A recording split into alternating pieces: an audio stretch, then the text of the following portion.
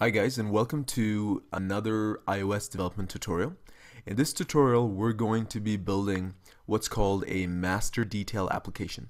Now master detail applications are also sometimes called navigation controller based applications, or some people also refer to them as nested table view based applications. So I've got an app example that's up on our screen. And you'll notice that it's a pretty simple application. It just has a table view with a couple rows in it.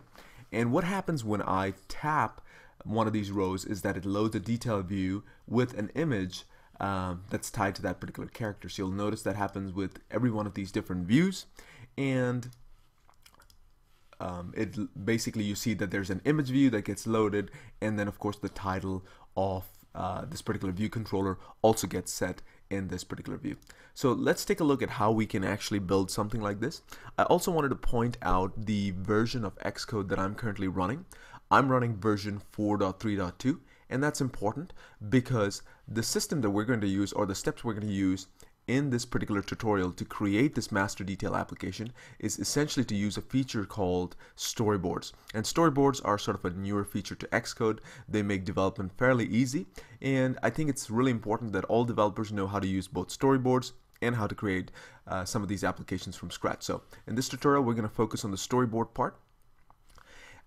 We won't of course be covering how to create table views and things like that in great detail. So if you're not familiar with those, please be sure to take a look at the simple table view based application tutorial that I've got up. And let's get started. Alright, so what I'm going to do first of course is create a new project. So I'm going to go to File, New Project, and let's pull this up sort of towards the center of our screen so you guys can see. And actually I'm going to hit cancel. Let me do this one more time. File, New Project. It did something funky when I was trying to bring it up in the center. Okay, here we go. One more try. File, New Project. I could typically just select this master detail application, and it's an excellent template that Apple provides, and it contains a lot of the code that we would normally want to create this application. But it also comes with a lot of extraneous code, and since we're sort of going through a tutorial, we really want to start at the simplest place possible, and that option would really just be the single view application. We could technically also start with the empty application, but I just think it's easier sometimes to start with the single view application. So select that and hit next. It's going to ask us what we want to name the app, and I'm just going to give it a name like Master Detail App.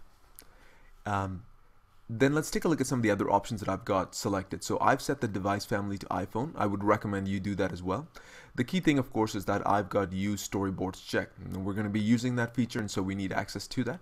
We also want the use automatic reference counting checked. Automatic reference counting, or ARC, if you're not familiar with it, essentially just makes it super easy, or really just eliminates the need for the developer to have to keep track of whether or not they need to release an object. That's all done by the compiler. Alright, so we've got all of this done. We're going to hit next, and it's going to ask us where we want to save the file. I'm just going to save it on my desktop and let that go. So once that's done, I'm going to go ahead and expand my project, and of course xCode wants to do a little bit of scanning and indexing, so we'll let it do that. Wait for it to finish up, and here it's just about done.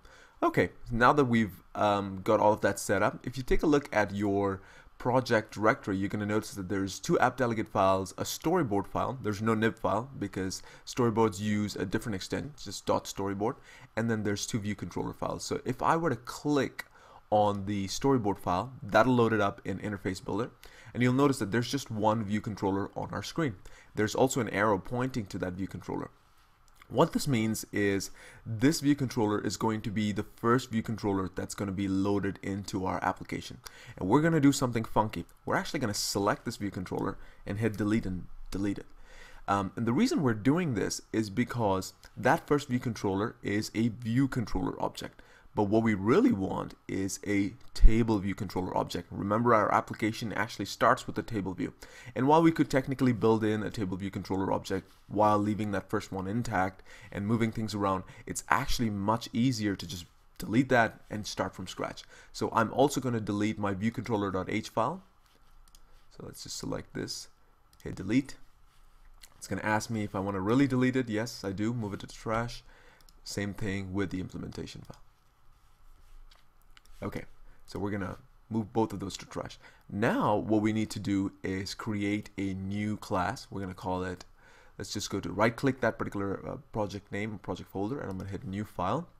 It's gonna ask me what kind of a file I want to create. Notice I'm under iOS, I've got Cocoa Touch selected, and I'm gonna select an Objective-C class, hit next. It's gonna ask me, well, what kind of what's the name of the class, and I'm just gonna call this one tableview controller. Seems simple enough. Now here's what I'm going to change. It's typically going to default to UI view controller. That's the subclass that this class is going to be, or rather that's the class that this class that we're creating is going to be a subclass of, and I want to change this to be UI table view controller. And the reason we want to do this, let's see if it cooperates here, is because by selecting this UI table view controller, we're going to benefit because Apple's going to automatically insert some of the required data source and delegate methods into that particular class. So we want to use this template. You'll notice that I am not checking the with XIB for user interface. I'm just going to hit next. It's going to ask me where I want to save it, just that same standard location, and hit create. And now I've got these two view controller files. And here's what I meant. So if we take a look at the header file, you'll notice that it is a subclass of UI table view controller, and I've got some of the methods that I would normally need to be a table view's data source and delegate already set up for me. Fantastic. Now let's jump back into our storyboard file, and of course we've got nothing there. What we want to do here is get our utilities view to be displayed. So if you're not seeing this on your right hand side like I am, it's probably because it's hidden, and all you have to do is come up to your view and click on that rightmost button, which is the utilities view, and that'll display that. The utilities view contains the objects library, and what we want to do here is find the table view controller, and I see this right here on my screen. Just drag that onto our canvas here and let go. You'll notice that Interface Builder immediately adds that arrow, which means this is now going to be the first view controller that gets loaded. Great. So what we want to do here is we want to be sure that this table view controller object that we just dragged onto the screen is going to be using our table view controller class that we just created. It does not do that by default. What it'll actually do by default is use the base class, which is UI table view controller. So the way to check that is I want to be able to select this entire view controller. So the way I would do that is I would come down and select this icon, and you'll notice that it puts a blue line all around this particular view controller. If you were to try and just click directly into this, it will just select this particular UI table view. So be sure to select the entire thing. So we'll select the entire table view controller, and then if you jump over here within your utilities view, there is an option for the identity inspector, and you'll notice that it's this middle button or third button, and I've already got that selected. So select that, and you'll notice that the class here is set to UI table view controller. That's our base class. What we want to do is actually use the drop down and change that to table view controller. Now I want to point out something interesting. Notice that the drop down only has 2 values, and that's because xCode is smart enough to recognize that the object on our canvas is a UI table view controller, and there's really only 2 options that it should offer us. One is the table view controller class that we recently created, and that class of course is a subclass, as you remember, of UI table view controller, and then of course the base class itself, which is UI table view controller. So we want the first option, so we set that to table view controller and do a Command S to save, and you may notice that there's a couple warnings, and that's no problem. We'll deal with them in just a second. So the next thing we want to do is, you'll remember we're building a master detail application. So anytime you're building a master detail application, you're going to be using a navigation controller. And the way we can actually add a navigation controller to this mix is pretty easy when you're using storyboards. So what we would do is select once again the entire view controller, and then go up to the top set of menus that appear here, and we're just going to select editor, and then there's an option called embed in, and then we're just going to select navigation controller. And you'll notice that Interface Builder does something interesting. It now switches the first view controller that gets loaded to being the navigation controller, and then says that I'm now going to embed in that this table view controller within the navigation controller. So there you go. You now have a navigation controller set up, and you've got the table view controller that's going to get loaded within that navigation controller. Pretty easy. Now, what we also want to do, of course, is we have a detail view that needs to get loaded. So what we'll do is we'll, just like we did before with the table view controller, we're going to create a new class. So I'm going to once again right click on that project folder, click on new file, and I'm going to select once again iOS under Cocoa Touch Objective-C class and hit next. Now you remember last time when we created this view controller, we set it to be a subclass of UI table view controller. That's not what we're going to want this time around, unless of course, for example, your detail view is also a table view. But in my case, it's going to be a standard little view controller, so I'm just going to set this to be I'm going to set its name to be detail view controller. That seems to make sense. And then I'm going to change the subclass to be UI view controller, and you can either just change that up there or just use the drop down like I'm doing. Again, this time we're not going to check with XIB for user interface. We don't need that file because we're working within the storyboard. I'm going to hit next. It's going to ask me where I want to save it. It's that same project folder, so I'm just going to hit create, and those two files get created. Fantastic. So this is just a standard view controller file. We're going to now jump back to our storyboard file, and once again we want to drag a view controller onto our screen. So to be able to do that, I want to make some room for myself. I'm just going to hit the little minus symbol here, so it gives me some space, and I'm going to drag this time a view controller and not a table view controller onto my canvas and let go. Great. Let's hit the equal to symbol, so we come back to sort of 100% zoomed in status, and you'll notice that it is already selected this new view controller that we've added. And just like we did with the table view controller, I want to make sure that this UI view controller is using that new detail view controller class that I just created. So the way I would do that again is one more time, make sure you've got the utilities view, the identity inspector, and then select that class, and you'll notice that it appears in the list. We're going to set it to detail view controller, do Command S to save, and we are good to go. Now, there's obviously no connection between our table view controller and this detail view at this point. So one of the things we want to do, of course, is create that connection. So the way we do that is we come into our table view controller and just click on this, what looks like the first row, and then I'm going to right click and drag a connection to the detail view controller and let go. And now you'll see that it offers me a couple different options in terms of what kind of a segue do I want to have. Well, I want to have a push segue. That's just the standard way we load detail view controllers. And so I'm just going to hit select that, and you'll notice that it now creates a connection, and you'll look like there's a detail disclosure indicator here. So we now have a connection between these two view controllers as well. Great. Command S to save.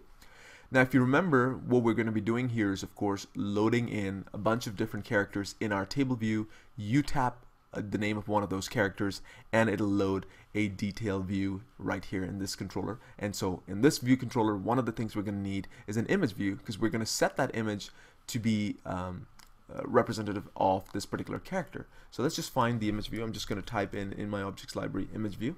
It's going to come up. I'm going to drag this and drop it onto my view controller, and we've got that set up. Now, to be able to affect this particular image view, we of course need it to be an outlet. So let's set that up. The easiest way to do that, of course, is with the assistant editor. But before we do that, we want to select the entire view controller and then click on the assistant editor option. And that's going to load the detail view controller's header file on the right hand side, and then I can just right click and drag a connection to it and let go, and it's going to ask me, do you want to create an outlet? Yes, I do. And what do I want the name of the outlet to be? I'm just going to call this one character image, and then I'm going to hit connect. Great. And this will set up the add property and add synthesize, which is the setter and getter methods for that particular outlet. We're done with this one. I'm going to go back to my standard editor and just do a Command S to save. So at this point, we've actually got most of this set up. So this is fantastic. And we can now jump into our table view controller files and start working with them and defining sort of whatever we need to be able to fill this table view with a couple different characters. So let's jump into our table view controller.h file to begin with. Now, if you remember, if you've worked with table views in the past, you remember that when you implement a UI table view, you have to implement a data source and delegate for that table view. Now, that should really be the first step that we do here, but in this case, we're not going to have to. Why? It's because this class is a subclass of UI table view controller, and it's almost like that's understood. So we're not going to have to worry about doing that in this case. What we will do though is I'm going to create a property, and I am going to, let's say we want this to be strong, and we're going to say non-atomic, and I'm going to create an NSArray object. We'll just call this maybe character list. And the reason we're creating this is because we want a simple way to load in values into our table view, and an NSArray would just be the easiest way to do that. So let's just Command S. I of course have to jump over to my table view controller's implementation file and do the corresponding at synthesize, and we're just going to call this character list. Great. Okay, super.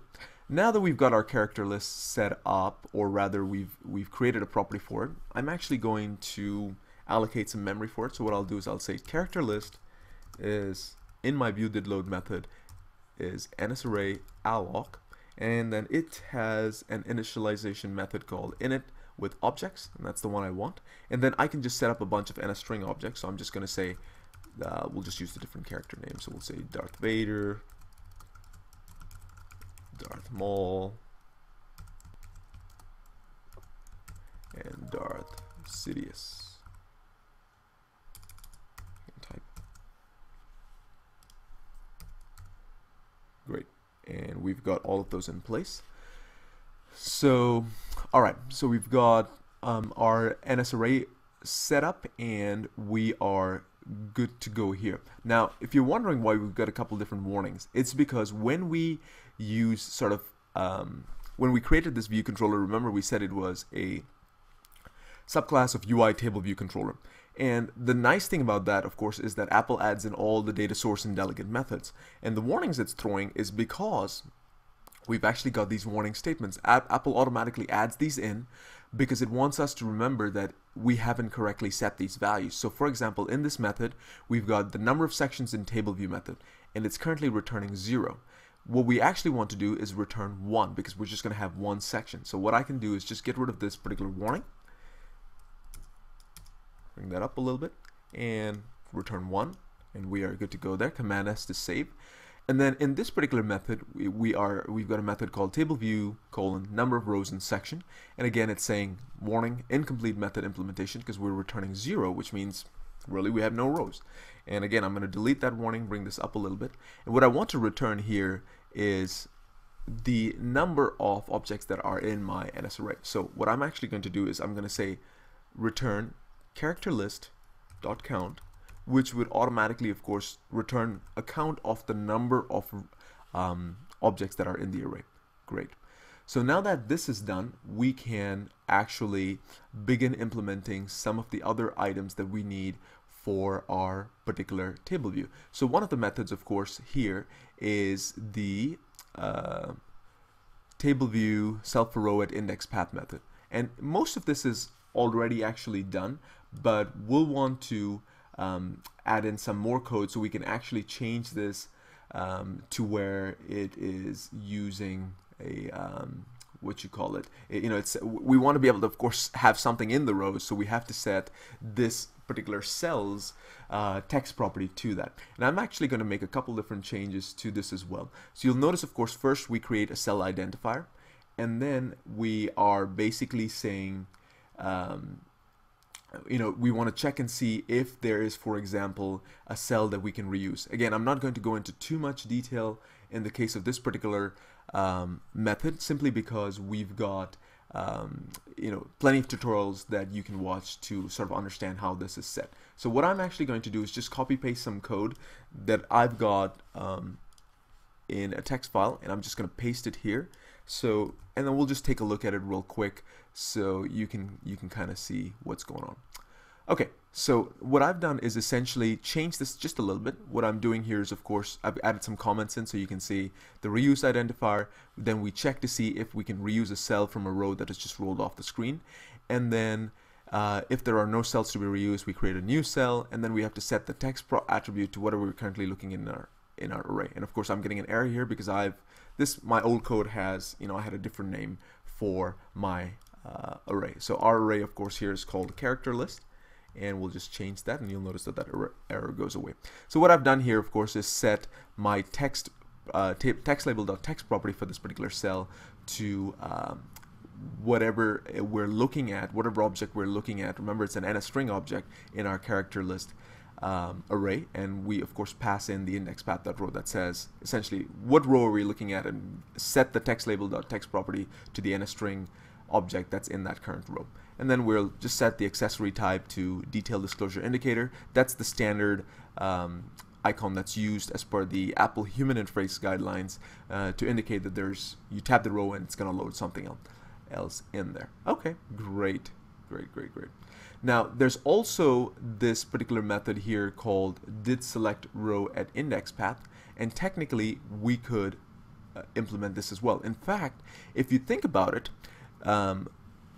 this is the method that we normally implement when we are working with master detail applications outside of Storyboard. You have this method called tableview : didSelectRow at index path, and normally when you tap this row, you'll see from sort of the code that's here, we create an instance of our detail view controller, and then we push that view controller onto the stack.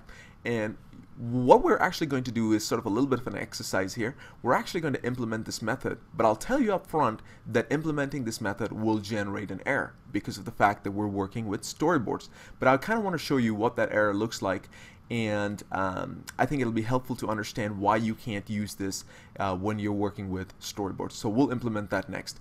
I just noticed that this video is now just past 20 minutes, and what I'd like to do actually is cut this short and set up another video. That way, if you are following along and you want to create this application on your own, you can do that and then sort of play catch up a little bit. So we'll stop here, and I will create a part 2 of this particular video tutorial. Thanks.